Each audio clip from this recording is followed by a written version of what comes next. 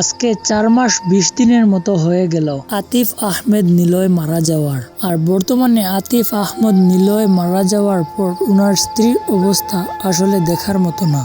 উনি বর্তমানে বেঁচে আছেন, তাও খুব কষ্টে। মৃত্যুর সাথে পাঞ্জা লড়ে দিনকাল পার করছেন বর্তমানে তিনি। আর বর্তমানে নৌসিনের যে অবস্থা সেটা দেখে আসলে বোঝা যায় হয়তো উনিও বেশি দিন বাঁচবেন না। আজ থেকে যদি আমরা 1 বছর পিছনে যাই তাহলে আমরা দেখতে পারবো এই সেই নৌসিন আগে কিরকম ছিল আর আজকে 1 বছর পিছনে কেমন। আর কোথায় গেল বা নৌসিনের সেই সৌন্দর্যতা, সেই নিলয় আর নৌসিনের সুন্দর সংসারটা। আর বর্তমানে তিনি এমন ভাবে বেঁচে আছেন দেখে যেন বোঝা যায় মানসিক রোগী। আর বর্তমানে আমাদের নৌসিনের জন্য দোয়া করা ছাড়া আর কিছু করার নেই। তো প্রিয় দর্শক, নৌসিনের এই অবস্থা দেখে আপনাদের কি মনে হয় অবশ্যই কমেন্ট করে বলবেন। আর চ্যানেলে নতুন হলে সাবস্ক্রাইব করে নেবেন এরকম ভিডিও আরো দেখার জন্য। ধন্যবাদ।